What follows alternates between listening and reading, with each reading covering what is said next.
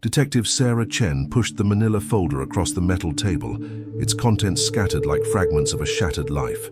Marcus Sullivan sat rigid in the uncomfortable plastic chair, his calloused hands trembling slightly as he reached for his third cup of coffee in 2 hours. The fluorescent lights hummed overhead, casting harsh shadows across his weathered face, a face that had aged 10 years in the past 24 months. "Mr. Sullivan, I need you to walk me through that afternoon one more time," Detective Chen said, her voice maintaining the practiced neutrality she'd perfected over 15 years on the force. Tommy disappeared on October 15, 2021. It was a Saturday. Marcus ran his fingers through his graying hair, the same gesture he'd made countless times during previous interrogations. "I've told you this story so many times I could recite it in my sleep," he said, his voice hoarse from exhaustion. "Tommy was playing in the backyard around 3 p.m. I was fixing the sink in the kitchen. The damn thing had been leaking for weeks." The detective's pen scratched against her notepad. Outside, Seattle's autumn rain drummed against the precinct windows, a rhythmic reminder of how time had passed since that terrible Saturday. Marcus closed his eyes, forcing himself back to that moment when his world collapsed. "He came running into the house, screaming about seeing a monster," Marcus continued, his voice breaking slightly. "Said it was watching him from behind the old oak tree near the fence. Tommy was terrified. Detective, I'd never seen him like that. His whole body was shaking." Detective Chen leaned forward. "And what did you do?" "What any father would do. I went outside to check. Found nothing. No footprints, no broken branches, nothing disturbed. I figured it was just his imagination running wild. He'd been watching too many monster movies lately." Marcus's laugh was bitter, hollow. "God, I wish I'd taken him more seriously." The silence stretched between them, filled only by the rain's persistent tapping. Detective Chen had heard this story twice before, but something in Marcus's demeanor today felt different, more desperate, more broken. "Tell me about after you checked the yard," she prompted. "I calmed Tommy down, made him a sandwich, turned on cartoons. He seemed okay after about an hour. That evening we played video games, had dinner, spaghetti with meatballs, his favorite. Everything was normal." Marcus's voice cracked. "I tucked him into bed at 8:30, read him a story from that book about dragons he loved so much. He seemed fine, detective, completely fine. And the next morning?" The question hit Marcus like a physical blow. His shoulders sagged as he relived the moment that would haunt him forever. "I went to wake him up for Sunday pancakes. Our tradition. His bed was empty, window was open, screen was cut clean through." Detective Chen studied the crime scene photos spread across the table. The bedroom looked ordinary except for that gaping window, its screen hanging in tatters like torn flesh. No signs of struggle, no blood, no trace of 7-year-old Tommy Sullivan except for his Spider-Man pajamas folded neatly on the dresser, something that had puzzled investigators from the beginning. "Mr. Sullivan, I have to ask again, is there anything at all that you might have forgotten or overlooked? Any detail that seemed insignificant at the time?" Marcus stared at the photos, his son's smiling face looking back at him from school pictures pinned to the caseboard. 2 years of searching, 2 years of hope slowly dying, 2 years of wondering if he'd failed as a father. The weight of unanswered questions pressed down on him like a crushing tide. "No," he whispered, "nothing." But even as he said it, something nagged at the back of his mind, a shadow of a memory he couldn't quite grasp. 2 years had passed since that devastating October morning, and Marcus Sullivan had become a ghost of his former self. The construction company where he'd worked for 15 years had let him go after months of absences and distracted performance. His small house on Maple Street, once filled with Tommy's laughter, now echoed with suffocating silence. Marcus sat at his kitchen table, surrounded by towers of missing person flyers, detective reports, and newspaper clippings. The Seattle Police Department had officially classified Tommy's case as a cold file 6 months ago. Despite Marcus's desperate pleas, Detective Chen still returned his calls, but he could hear the resignation in her voice, the same tone reserved for cases that would never be solved. The doorbell rang, cutting through the afternoon quiet. Marcus shuffled to the front door, expecting another well-meaning neighbor with a casserole and empty promises that everything would be okay. Instead, he found Mrs. Henderson from Tommy's former elementary school, clutching a manila envelope against her chest. "Mr. Sullivan," she said, her weathered face creased with concern, "I'm so sorry to bother you, but I found something while cleaning out old school files. I thought you might want to have it." Marcus's heart skipped. Any connection to Tommy, no matter how small, felt like finding water in a desert. What is it? Mrs. Henderson handed him the envelope with trembling fingers. It's from the school carnival 2 years ago. Right before...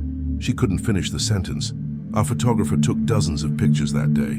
This one never made it into the yearbook because it was slightly blurred, but I recognized Tommy immediately. With shaking hands, Marcus opened the envelope and pulled out an 8x10 photograph. The image showed the school playground during the autumn carnival, children laughing and playing games while parents watched from folding chairs.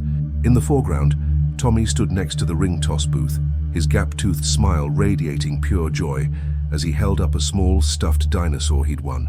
Marcus's throat tightened as he studied his son's face, remembering that perfect Saturday afternoon, just weeks before Tommy's disappearance.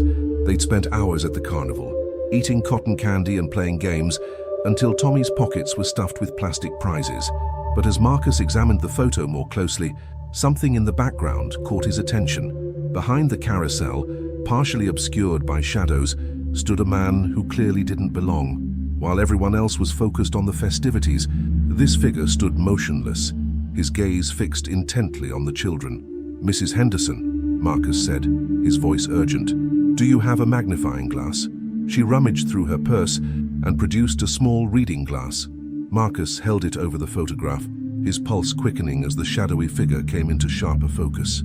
The man appeared to be in his 40s, wearing a dark baseball cap pulled low over his face. But what made Marcus's blood run cold was the man's posture, the way he stood perfectly still while chaos swirled around him, his attention laser-focused on the playing children. "Who is this?" Marcus whispered, more to himself than to Mrs. Henderson. "I don't know," she replied, leaning closer to look. "I don't recognize him as any of the parents or school staff. That's actually why I brought this to you. Something about him seemed wrong." Marcus studied the man's face, what little he could see beneath the cap's shadow. There was something predatory in his stance, something that made Marcus's paternal instincts scream danger. This wasn't a father watching his child play or a teacher supervising students. This was someone hunting. "Mrs. Henderson, I need to ask you something important," Marcus said, his voice steady despite the adrenaline coursing through his veins. "Did anyone new move into the neighborhood around that time? Someone you didn't recognize?" She frowned, thinking carefully. "Well, yes, actually. There was a man who rented the old Morrison place on Cedar Street, maybe 3 or 4 months before the carnival, kept to himself mostly. I never saw him talking to any of the neighbors." Marcus felt something shift inside him, the first real lead he'd had in 2 years. What did he look like? Medium height, dark hair, always wore baseball caps. Never seemed to have visitors or friends over. The house was always dark except for one upstairs window. Mrs. Henderson paused. "Actually, now that I think about it, I haven't seen him around lately. Months, maybe." Marcus gripped the photograph tighter, his knuckles white. After 2 years of dead ends and false hopes, he finally had something concrete. A face, a location, a timeline that aligned with Tommy's disappearance. "Mrs. Henderson," he said, already reaching for his car keys. "What's the address on Cedar Street?" Marcus stood outside 1247 Cedar Street, his heart pounding as he studied the rundown rental house. The property looked abandoned. Weeds had overtaken the small front yard. Newspapers yellowed with age were scattered across the porch, and several windows were boarded up with plywood. A "For Rent" sign swayed in the autumn breeze, its paint faded and peeling. He'd driven straight from his meeting with Mrs. Henderson, the photograph clutched in his passenger seat like a piece of evidence.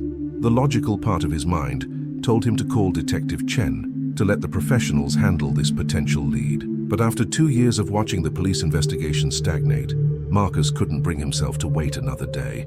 Walking up the cracked sidewalk, Marcus noticed details that made his skin crawl. The house had a perfect view of the elementary school playground just 3 blocks away. From the upstairs windows, someone could easily observe children playing during recess, walking home after school, or participating in weekend activities like the carnival. Marcus knocked on the front door, knowing he wouldn't get an answer but needing to be thorough. The sound echoed hollowly through what was obviously an empty house.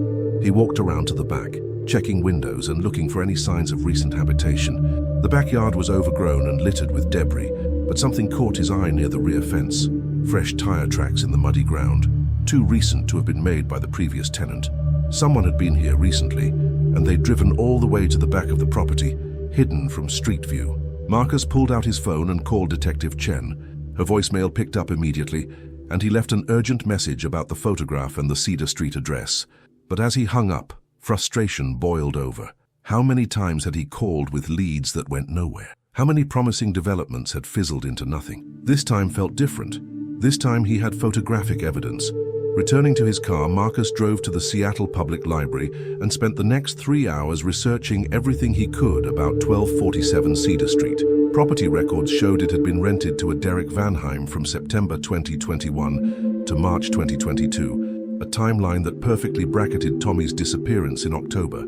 The name Derek Vanheim meant nothing to Marcus, but something about it felt familiar, like a word on the tip of his tongue. He searched social media, public records, and local news archives, but found surprisingly little information. No Facebook profile, no Instagram account, no digital footprint that most people left behind in the modern world. But then Marcus found something that made his blood freeze. Buried in the archives of the Washington State Sex Offender Registry was a registration for Derek Allen Vanheim, age 43, convicted of child endangerment and attempted kidnapping in Oregon in 2019. The photograph showed the same face Marcus had seen lurking in the background of Tommy's school carnival. Older, more weathered, but unmistakably the same man. According to the registry, Vanheim had been required to register his address when he moved to Washington State. His Seattle address was listed as 1247 Cedar Street with a registration date of September 15, 2021, exactly 4 weeks before Tommy's disappearance. Marcus's hands shook as he printed out Vanheim's registration information. The monster Tommy had seen wasn't a figment of his imagination or a character from a scary movie. It was Derek Vanheim, a registered sex offender who had been watching children from his backyard, studying their routines, waiting for the perfect opportunity. The pieces fell into place with horrifying clarity. Tommy had been playing in the backyard that October afternoon, probably visible from Vanheim's house just 4 blocks away. When Tommy ran inside screaming about a monster, he wasn't describing something supernatural. He was describing the very real predator who had been stalking him. Marcus called Detective Chen again, this time reaching her directly. "Detective, I found him," Marcus said, his voice urgent. "The man who took Tommy. His name is Derek Vanheim, and he's a registered sex offender who was living 4 blocks from my house when Tommy disappeared." There was a long pause on the other end of the line. "Mr. Sullivan, slow down. What evidence do you have?" Marcus explained about the photograph, the rental property, and the sex offender registration. Detective Chen listened without interruption, and Marcus could hear her typing notes as he spoke. "This is significant," she finally said. "We'll need to investigate this thoroughly. Do you know Vanheim's current whereabouts?" "No, but the rental house looks abandoned. I think he left months ago." Marcus paused, then added, "Detective, Tommy saw him. That's what he was trying to tell me about the monster. My son saw his kidnapper, and I didn't believe him." The guilt threatened to crush him, but Marcus pushed it aside. There would be time for self-recrimination later. Right now he had a lead, the first real lead in 2 years. "We'll find him, Mr. Sullivan," Detective Chen said. "And when we do, we'll find out what happened to Tommy." Detective Chen arrived at the precinct at 6 a.m. the next morning, 3 hours before her usual shift. With Derek Vanheim's file spread across her desk, she'd spent the night cross-referencing his criminal history, tracking his movements, and building a timeline that painted a chilling picture of calculated predation. Vanheim's pattern was disturbingly methodical. Over the past 5 years, he'd moved through 3 different states, Oregon, Idaho, and now Washington, always settling in neighborhoods near elementary schools, always staying just long enough to avoid drawing attention from local law enforcement monitoring sex offenders. Her phone rang at 7:15 a.m. It was Marcus Sullivan. "Detective, I couldn't sleep," Marcus said, his voice hoarse from exhaustion. "I keep thinking about that house on Cedar Street. What if there's evidence inside? What if Tommy left something behind?" "Mr. Sullivan, we can't search the property without a warrant, and we don't have probable cause yet. Vanheim's rental agreement expired legally, and there's no evidence he committed a crime there. But he's a registered sex offender who was living 4 blocks from where my son was kidnapped." Detective Chen understood Marcus's frustration, but she also knew how easily cases could be thrown out of court on procedural violations. "I'm working on it. I've got calls in to Oregon and Idaho authorities to get more information about his previous activities. If we can establish a pattern, we might be able to get a search warrant." After hanging up, Detective Chen drove to Cedar Street herself. The abandoned rental house looked even more sinister in the gray morning light. She walked the perimeter, noting the clear sightlines to the elementary school and documenting everything with her phone camera. As she was photographing the backyard, her phone buzzed with a text from Detective Rodriguez in Portland, Oregon. "Call me ASAP about Derek Vanheim. You're not going to like what I found." The conversation that followed confirmed Detective Chen's worst fears. Rodriguez had worked a case in 2020 involving the disappearance of 8-year-old Kyle Morrison from a Portland suburb. Kyle had vanished from his backyard while playing, and neighbors reported seeing a strange man watching children in the area for weeks before the disappearance. "We never had enough evidence to charge anyone," Rodriguez explained. "But Vanheim was our prime suspect. He lived 6 blocks from the Morrison house and had been asking questions about local children at the neighborhood grocery store. Then he suddenly moved away right after Kyle disappeared." "Was Kyle ever found?" Detective Chen asked, though she dreaded the answer. "No, still missing, but here's the thing. Kyle told his mother the day before he disappeared that he'd seen a scary man watching him play. Sound familiar?" Detective Chen felt sick. The pattern was becoming clear. Vanheim would move into a neighborhood, spend months observing children and learning their routines, then strike when the opportunity presented itself. The monster these children saw wasn't their imagination. It was Derek Vanheim conducting surveillance. Meanwhile, Marcus Sullivan was conducting his own investigation. Unable to sit idle while waiting for official police action, he'd spent the morning driving through Seattle neighborhoods, looking for any sign of Vanheim or his vehicle, a blue Honda Civic according to the DMV records Detective Chen had shared. His search led him to a rundown motel on the outskirts of the city, the kind of place that rented rooms by the week and didn't ask too many questions. The parking lot was half full of beat-up cars and work trucks, but no blue Honda Civic. Marcus approached the motel office, where a tired-looking clerk sat behind bulletproof glass reading a magazine. "Excuse me," Marcus said, sliding Vanheim's sex offender registry photo through the payment slot. "Have you seen this man? He might have been staying here recently." The clerk glanced at the photo, then looked more closely. "Yeah, I remember him. Weird guy. Paid for 3 weeks in advance, cash only. Room 237. Left about a week ago without checking out." Marcus's pulse quickened. "Did he say where he was going?" "Nah, but he was asking about storage facilities in the area. You know, the kind where you can rent a unit monthly." The clerk leaned forward conspiratorially. "Between you and me, he gave me the creeps. Never made eye contact, always wore those baseball caps pulled down low. And he had this van parked out back that he never let housekeeping near. A van, not a Honda Civic. Had both. The Honda was his regular car, but the van, that thing was sketchy. Windows were all tinted black, couldn't see inside at all." Marcus felt his throat tighten. A van with tinted windows was every parent's nightmare, the perfect vehicle for abducting children. "Do you remember anything else about the van? Make, model, license plate?" The clerk thought for a moment. "White Ford Transit, maybe 10 years old. Had some rust around the wheel wells. License plate, sorry man, I don't pay attention to plates unless someone's causing trouble." Marcus thanked the clerk and immediately called Detective Chen with the new information. A van changed everything. It suggested premeditation, planning, and the capacity to transport victims to a secondary location. "We need to find those storage facilities," Detective Chen said, after Marcus relayed his conversation with the motel clerk. "If Vanheim was asking about storage units, there's a reason." As Marcus drove away from the motel, a terrible thought occurred to him. If Derek Vanheim had been holding Tommy somewhere for 2 years, why would he need a storage facility? The answer that came to mind made him pull over to the side of the road and vomit. Detective Chen coordinated with 3 other detectives to canvass every storage facility within a 20-mile radius of the motel. Armed with Vanheim's photo and a description of his white Ford Transit van, they began the methodical process of checking rental records and interviewing facility managers. Marcus couldn't wait for official procedures. While the police followed protocol, he drove to the nearest storage facility himself, Secure Store on Highway 99, a sprawling complex of orange metal buildings surrounded by chain-link fencing. The manager, a heavy-set man named Earl, recognized Vanheim's photo immediately. "Oh yeah, that's Dale," Earl said, squinting at the registry photograph. "Real quiet guy. Rented unit 127 about 8 months ago. Paid 6 months up front in cash, which was weird, but his money was good." Marcus's heart raced.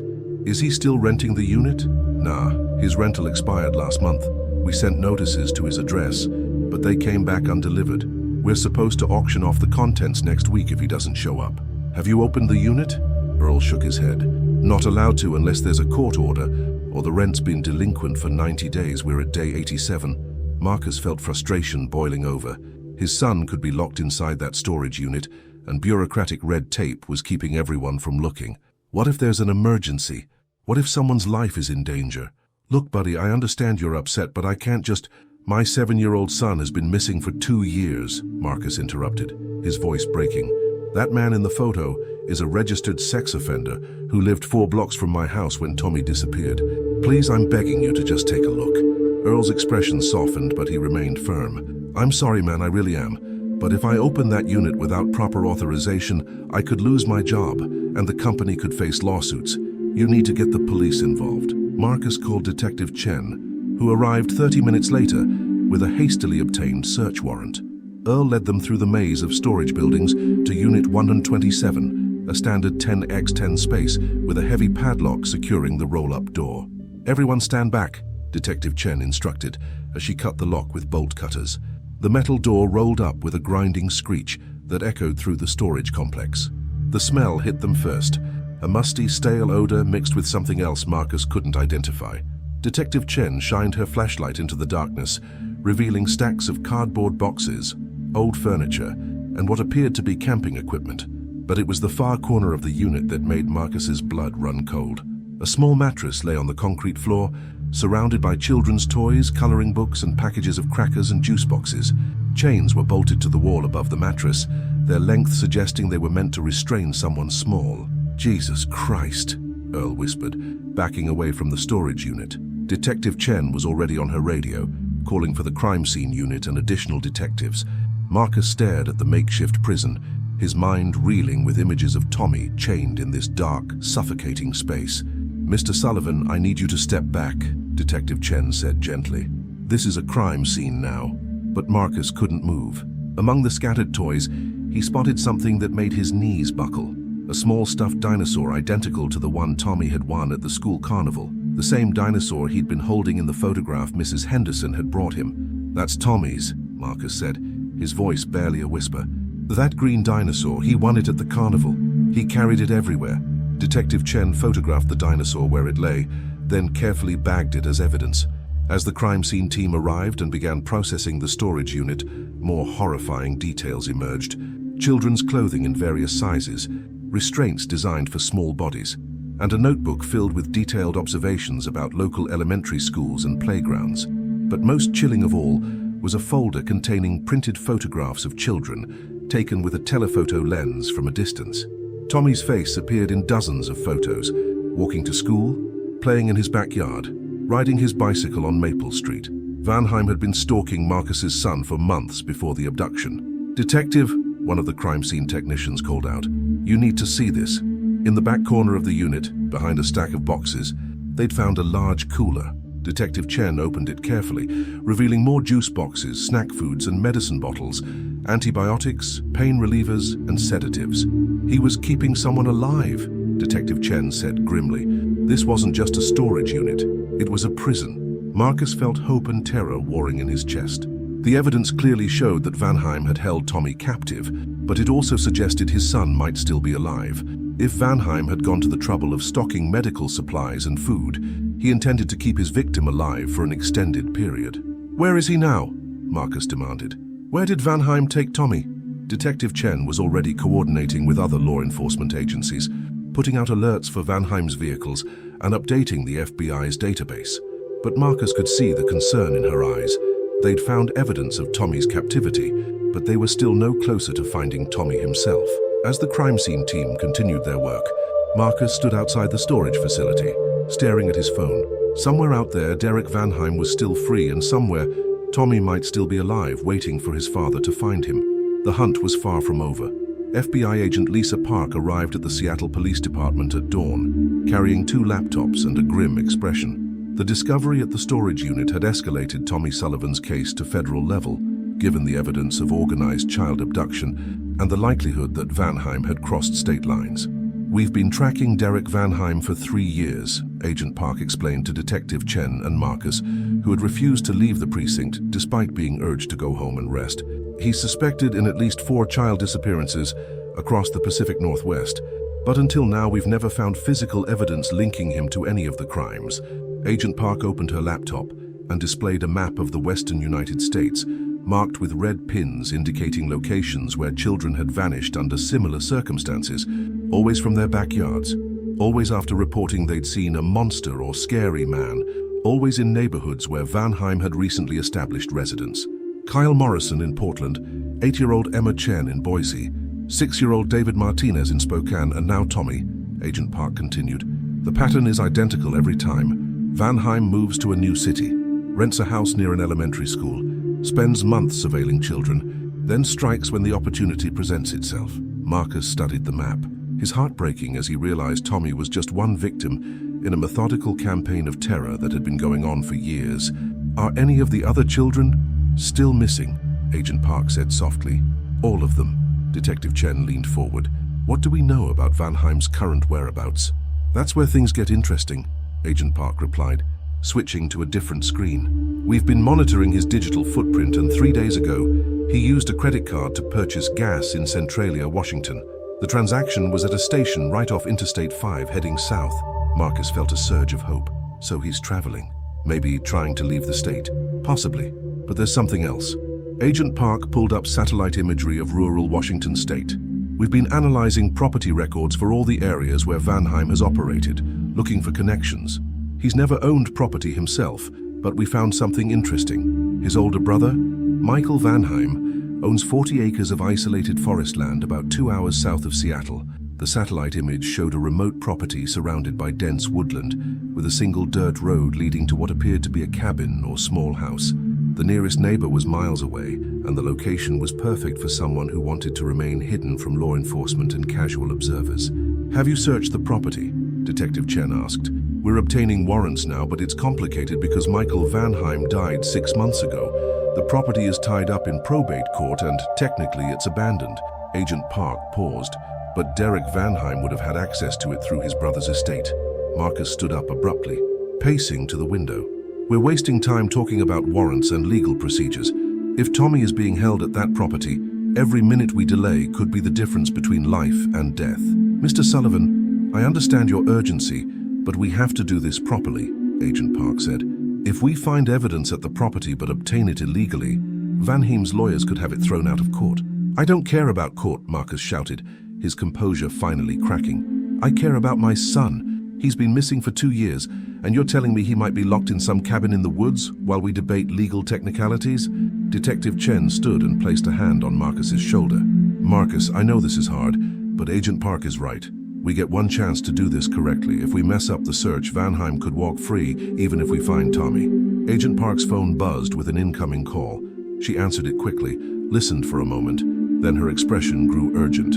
That was our surveillance team monitoring Vanheim's credit cards. He just made another purchase, a large quantity of camping supplies and non-perishable food at a Walmart in Chehalis, less than 30 miles from his brother's property. The room fell silent as the implications sank in. Vanheim wasn't fleeing. He was stocking up for an extended stay at the remote cabin. The purchases suggested he was preparing to remain hidden for weeks or months, possibly with his captives. How long for the search warrant? Marcus asked. 2 hours, maybe 3, Agent Park replied. Marcus looked at the satellite image of the isolated property, imagining Tommy trapped somewhere in those dark woods, waiting for rescue that might come too late. Every instinct as a father screamed at him to get in his car and drive to the property immediately. Legal niceties be damned. There's something else, Agent Park said, pulling up another screen. Michael Vanheim's property records show several outbuildings, a main cabin, a storage shed, and something described as a root cellar that was built in the 1960s. It's essentially an underground bunker. The word bunker hit Marcus like a physical blow. If Derek Vanheim was holding children in an underground facility, they could search the property for days without finding them. The victims could be just feet away from rescuers, trapped behind concrete walls that muffled their cries for help. Detective Chen's phone rang. It was the judge's clerk, confirming that the search warrant had been approved and would be ready for pickup within the hour. We're moving on this immediately, Agent Park announced, gathering her equipment. I'm calling in a full FBI tactical team with ground-penetrating radar and search dogs. If those children are on that property, we're going to find them. As the law enforcement team prepared for the operation, Marcus made a decision that would change everything. He couldn't wait for official procedures and tactical teams.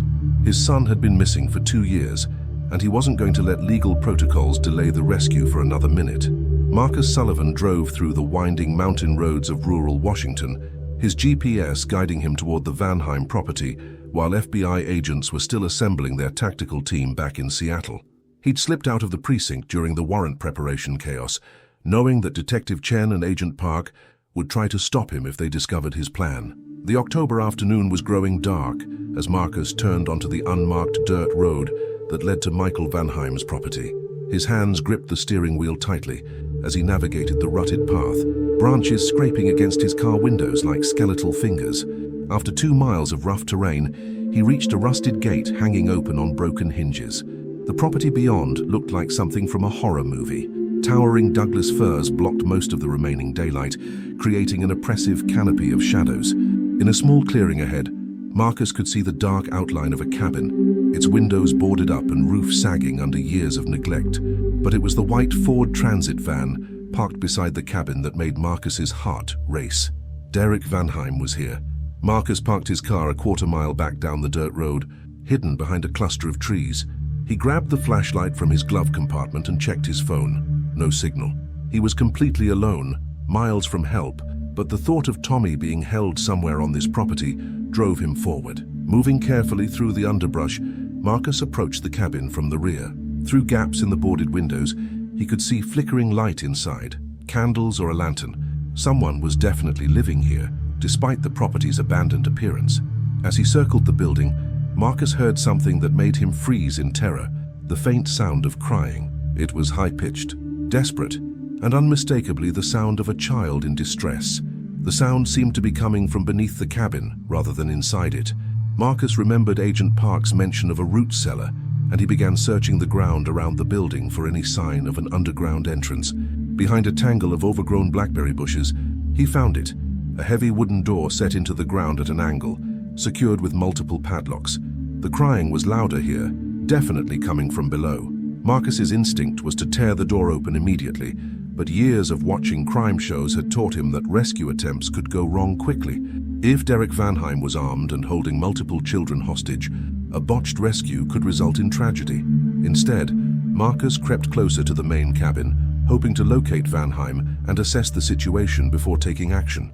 Through a gap in one of the boarded windows, he could see into what had once been the cabin's main room. Derek Vanheim sat at a makeshift table, his back to the window, cleaning what appeared to be a hunting rifle. The man looked exactly like his sex offender registry photo, but 2 years older and more weathered from living rough in the wilderness. Empty food cans and camping supplies were scattered around the room. Most chilling of all, children's drawings were taped to the walls, crude crayon pictures of houses, trees, and stick figures that had obviously been created by his captives. Marcus recognized Tommy's artistic style in several of the drawings, and his throat tightened with emotion. The crying from below had stopped, replaced by muffled voices. Marcus strained to listen, trying to determine how many children might be imprisoned in the underground cellar. The voices were too faint to understand, but he counted at least 2 distinct speakers, both young, both frightened. Marcus backed away from the cabin and returned to the cellar entrance. He examined the padlocks more closely with his flashlight, noting they were heavy-duty models that would require bolt cutters to remove. But one of the locks looked newer than the others, recently installed and possibly less secure. As he studied the locks, Marcus heard footsteps approaching from the direction of the cabin. He quickly switched off his flashlight and pressed himself against the ground behind the blackberry bushes. Derek Vanheim emerged from the cabin, carrying a battery-powered lantern and a small bag. He walked directly to the cellar entrance, confirming Marcus's worst fears. The man was going underground to check on his prisoners. Vanheim began unlocking the padlocks with practiced efficiency, starting with the newest one. As he worked, he muttered to himself in a voice that sent chills down Marcus's spine. "Time for dinner, kids. Hope you've been good while Daddy was away." The casual, almost parental tone Vanheim used while referring to kidnapped children made Marcus's stomach turn. This wasn't just a predator. This was someone who had created a twisted fantasy world where he saw himself as the caretaker of stolen children. The cellar door opened with a creak of rusty hinges, revealing wooden steps leading down into darkness. The smell that wafted up was nauseating. unwashed bodies, fear and human waste. Marcus could hear Van Heim's boots on the wooden steps as he descended, followed by terrified whimpering. "Please don't hurt us," came a small voice from below. Definitely a child, maybe 8 or 9 years old. Now, Emma. You know Daddy only hurts bad children," Van Heim replied in that same sickeningly sweet tone. "Have you and Tommy been good?" Marcus's world exploded at the mention of his son's name. Tommy was alive just 20 feet away, trapped underground with at least one other child. The relief was overwhelming, but it was immediately replaced by rage at the monster who had stolen 2 years of his son's life. Every fiber of Marcus's being wanted to charge down those steps and tear Derek Van Heim apart with his bare hands. But his rational mind knew that would likely result in the children being hurt or killed. He needed a plan. Marcus crouched in the darkness, his mind racing as he listened to Derek Van Heim's voice echoing from the underground cellar. The man was talking to the children in that disturbing, mock-parental tone, describing the food he'd brought them, while the kids responded with barely audible whimpers of fear. "Tommy, you've gotten so big," Van Heim was saying. "Almost too big for Daddy's special place. But don't worry, Daddy has plans for you." The implication in those words made Marcus's blood run cold. He had to act now before Van Heim decided Tommy had outgrown his usefulness, but charging blindly into the underground prison would likely get everyone killed. Marcus circled back to his car and retrieved a tire iron from his trunk. Not much of a weapon against a rifle, but better than nothing. He also found an old emergency road flare that he'd forgotten was in his emergency kit. The flare gave him an idea. Returning to the cabin, Marcus could see that Van Heim had left the rifle on the table inside. If he could separate the man from his weapon, the odds would shift dramatically in favor of rescue rather than tragedy. Marcus struck the road flare and threw it onto the cabin's covered porch. The sudden burst of red light and smoke would be visible for miles in the dark forest. More importantly, it would draw Van Heim's attention away from the cellar. The effect was immediate. Marcus heard Van Heim cursing from below, followed by the sound of heavy boots rushing up the wooden steps. The cellar door slammed shut as Van Heim emerged, and Marcus could hear him refastening at least some of the padlocks before running toward the cabin. "What the hell?" Van Heim's voice carried across the clearing as he saw the flare burning on his porch. Marcus positioned himself behind a large tree near the cellar entrance, tire iron ready. His plan was simple: wait for Van Heim to investigate the flare, then rush the cellar door while the man was distracted. But Van Heim was more paranoid than Marcus had anticipated. Instead of approaching the cabin directly, the predator circled around it cautiously, rifle in hand, scanning the forest for intruders. "I know someone's out there," Van Heim called into the darkness. "This is private property and you're trespassing. Leave now or I'll defend myself." Marcus held his breath as Van Heim moved closer to his hiding spot. The man was clearly experienced at staying hidden and avoiding detection, skills he'd probably developed during years of evading law enforcement while stalking children. "Marcus Sullivan," Van Heim suddenly said, his voice carrying clearly through the night air. "Yes, I know who you are. I've been watching you for 2 years, just like I watched your precious Tommy." The words hit Marcus like a physical blow. Van Heim had been observing him, studying his movements, probably enjoying the father's anguish as he searched desperately for his missing son. "You want to see Tommy?" Van Heim continued, moving closer to the cellar entrance. "He's down there with little Emma. They've become quite close over the past few months, like brother and sister." Marcus realized with growing horror that Van Heim was using the children as bait, trying to draw him into the open, where he could be shot without risking damage to his collection. "Here's what's going to happen, Marcus," Van Heim said, now standing directly over the cellar door. "You're going to come out with your hands visible, or I'm going back down there with my knife, and I think you know what happens next." The threat was clear and terrifying. Marcus stepped out from behind the tree, tire iron held low at his side. "Let them go," Marcus said, his voice steadier than he felt. "They're just children. Whatever sick fantasy you're living, it ends tonight." Van Heim laughed, a sound devoid of any human warmth. "Fantasy? This isn't fantasy. Marcus, this is family. Those children down there love me. They depend on me. I'm the only parent they have left. You kidnapped them.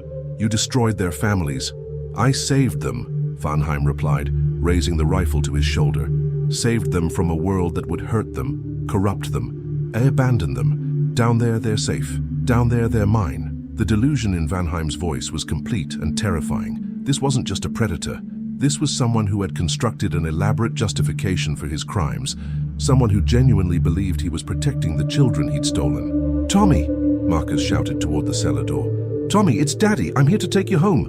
The response was immediate, muffled cries and banging sounds from below as the children reacted to hearing Marcus's voice. "Daddy! Daddy! Help us!" Tommy's voice, older and more mature than Marcus remembered, but unmistakably his son. The sound of his child's voice gave Marcus strength he didn't know he possessed.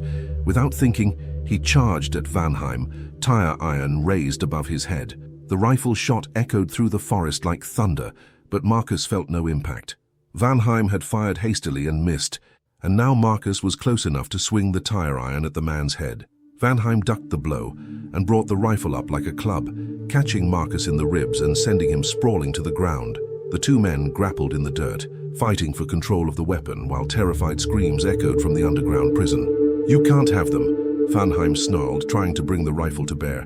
"They're mine. I made them mine." Marcus grabbed the rifle barrel and twisted it aside just as Vanheim pulled the trigger again. The shot went wild, striking a tree 20 feet away. Then Marcus drove his knee into Vanheim's stomach and wrenched the weapon away. Marcus stood over Derek Vanheim, the rifle pointed at the man's chest as sirens wailed in the distance. The burning road flare had served its purpose. FBI agents and local law enforcement were racing through the mountain roads toward the property, guided by the bright red beacon Marcus had created. Vanheim lay on the ground, clutching his stomach where Marcus's knee had connected, but his eyes burned with rage rather than defeat. "You don't understand what you've done," he gasped. "Those children need me.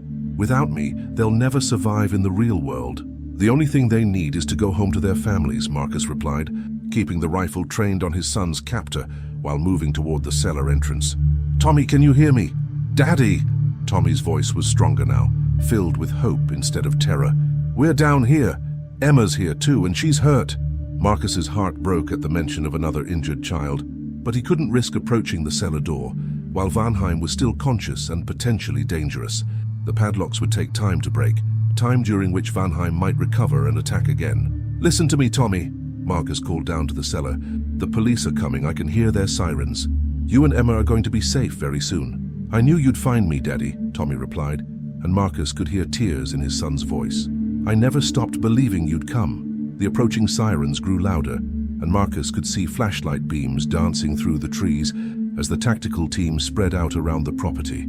Within minutes, FBI agents surrounded the clearing, their weapons drawn and tactical lights illuminating the scene. "FBI, drop your weapon!" Agent Park's voice cut through the night air. Marcus carefully placed the rifle on the ground and raised his hands.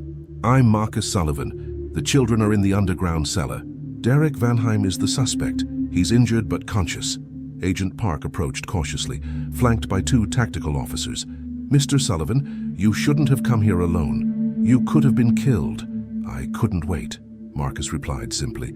"My son has been missing for 2 years. I wasn't going to let procedures delay his rescue for another second." While EMTs attended to Vanheim's injuries and placed him under arrest, other agents began working on the cellar locks with heavy-duty bolt cutters. Detective Chen arrived with the second wave of law enforcement, carrying additional medical supplies and blankets. "How many children are down there?" she asked Marcus. "At least 2. Tommy and a girl named Emma. Emma might be injured." The first padlock gave way with a metallic snap, followed quickly by the others. Agent Park lifted the heavy wooden door, and the smell that emerged made several officers step back in disgust. The underground space had clearly been used as a prison for months, with minimal ventilation and no proper sanitation. "Tommy Sullivan and Emma Chen," Agent Park called into the darkness. "This is the FBI. We're here to take you home." The response was immediate. 2 small figures appeared at the bottom of the wooden steps, blinking in the harsh light of the tactical flashlights. Tommy looked older than his 9 years, his face gaunt and his hair long and unkempt. Beside him stood a girl of about 8, favoring her left leg and clearly malnourished. Marcus pushed past the FBI agents and rushed down the steps, not caring about protocol or evidence preservation. Tommy ran into his arms, and Marcus held his son tightly, tears streaming down his face as he felt the child's heartbeat against his chest. "I'm sorry, Tommy," Marcus whispered. "I'm so sorry it took me so long to find you." "It's okay, Daddy," Tommy replied, his voice muffled against Marcus's shoulder. I knew you were looking for me. Emma's mama is looking for her too, right? Marcus looked at the frightened girl standing nearby. Emma Chen, Agent Park had mentioned her earlier as one of Van Heim's victims from Boise, Idaho. She'd been missing for over a year. Her family probably given up hope just as Marcus almost had. Yes, sweetheart, Marcus told Emma gently. Your mama has been looking for you every single day. She's going to be so happy to see you. EMTs carefully carried both children up from the cellar, immediately beginning medical assessments while wrapping them in warm blankets. Both kids were severely underweight and showed signs of long-term psychological trauma, but they were alive and responsive.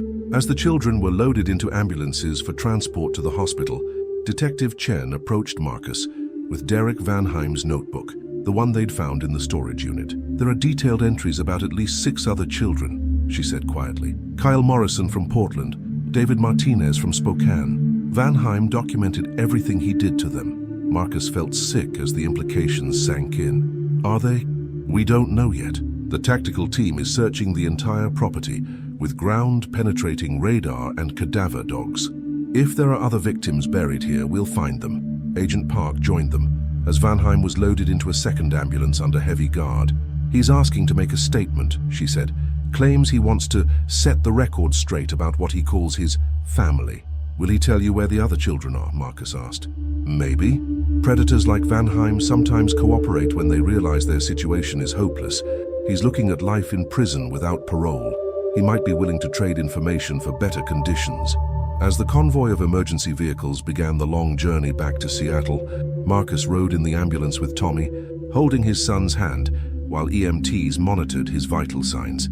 Tommy was physically weak but mentally alert, asking questions about the past 2 years and wanting to know if his room at home was still the same. Everything's exactly like you left it, Marcus promised. Your dinosaur collection, your books, even your Spider-Man sheets on the bed. Tommy smiled for the first time since the rescue. Can we have pancakes tomorrow morning, like we used to on Sundays? We can have pancakes every morning if you want, Marcus replied, squeezing his son's hand gently. We have a lot of Sunday mornings to make up for.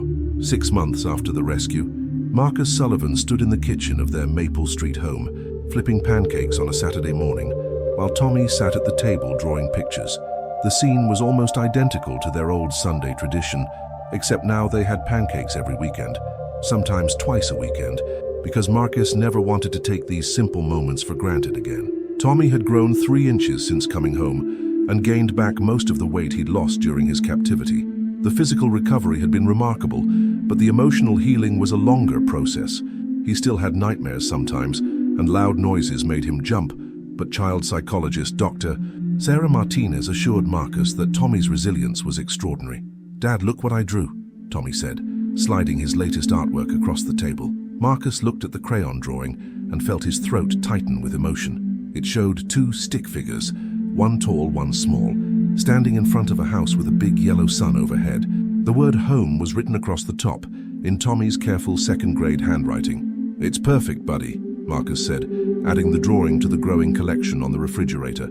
Every picture Tommy created now featured themes of safety, family, and home, a dramatic contrast to the darker images he'd been forced to create in captivity. The doorbell rang, and Marcus opened it to find Detective Chen and Agent Park, both smiling and carrying a small wrapped package. How's our hero doing today? Detective Chen asked, ruffling Tommy's hair as he ran to greet them. I'm teaching Dad how to make better pancakes, Tommy announced proudly. Mine are way fluffier than his. Agent Park laughed and handed Tommy the package. This is from Emma and her family. They wanted you to have it. Tommy carefully unwrapped the gift to reveal a hand-painted picture frame containing a photograph of him and Emma at the hospital, both smiling despite their ordeal. Emma had written a note on the back. Thank you for taking care of me in the scary place. You're the bravest boy I know. Emma Chen had recovered even more quickly than Tommy, returning to her family in Boise after 3 weeks of medical treatment in Seattle. The 2 children had formed an unbreakable bond during their captivity, protecting and comforting each other when Derek Van Heim's psychological torture became unbearable. How is Emma doing? Marcus asked as they sat around the kitchen table. Thriving, Agent Park replied. She started 3rd grade last month and is already making new friends. Her parents say she talks about Tommy all the time, wants to arrange a video call soon. Detective Chen pulled out a folder from her briefcase. We also have an update on the Vanheim case. The trial date has been set for next spring. Marcus nodded grimly. Derek Vanheim had ultimately provided information about the locations of 4 other victims in exchange for avoiding the death penalty. The bodies of Kyle Morrison, David Martinez, and 2 other children had been recovered from various locations across 3 states. All had been dead for over a year, killed when Vanheim decided they were too old for his twisted family structure. Will Tommy have to testify? Marcus asked, dreading the answer. The prosecutor thinks his testimony won't be necessary, Detective Chen explained.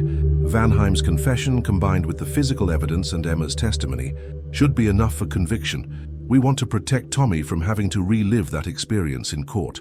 Tommy looked up from his drawing. It's okay if I have to tell people about the bad man, he said with startling maturity. Emma says talking about scary things makes them less scary. Marcus marveled at his son's courage. Tommy had endured 22 months of captivity, witnessed horrors no child should ever see, yet somehow emerged with his spirit intact. The boy who had once run screaming about monsters in the backyard now faced his trauma with remarkable bravery. After Detective Chen and Agent Park left, Marcus and Tommy spent the afternoon in the backyard, the same yard where Tommy had first spotted Derek Vanheim watching him 2.5 years ago. Marcus had considered moving to a different house, but Tommy had insisted they stay. "This is our home, Dad," Tommy had explained. "The bad man can't take that away from us." Now Tommy played on the swing set Marcus had installed during the long months of searching, his laughter echoing across the neighborhood. Other children had started joining him, kids who had been too young to remember Tommy before his disappearance, but who accepted him easily into their games. As evening approached, Marcus called Tommy inside for dinner.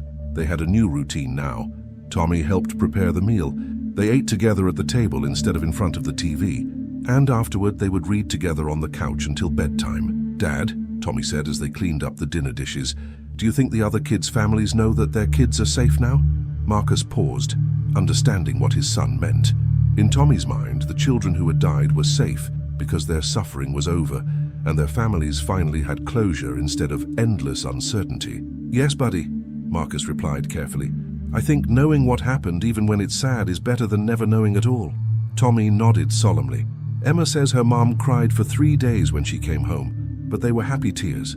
That night, as Marcus tucked Tommy into bed, his son asked the question he'd been asking every night since coming home. "Will you check the locks on all the doors and windows?" "Of course," Marcus replied, just as he had every night for 6 months. Marcus made his rounds through the house, checking every lock, every window latch, every possible entry point. The ritual wasn't really about security. Their neighborhood was safe, and Derek Vanheim would never hurt another child. It was about rebuilding Tommy's sense of safety, one locked door at a time. When Marcus returned to Tommy's room, his son was already asleep, clutching the stuffed dinosaur he'd won at the school carnival, the same dinosaur that had helped lead to his rescue. On the nightstand sat a framed photo of Marcus and Tommy at last week's father-son baseball game, both of them grinning and covered in dirt from sliding into home plate. Marcus kissed his son's forehead and whispered the words he said every night. "You're safe now, Tommy. Daddy's here and you're safe." Outside, the October wind rustled through the oak trees, but there were no monsters lurking in the shadows, only a father and son who had found their way back to each other after the longest, darkest journey of their lives.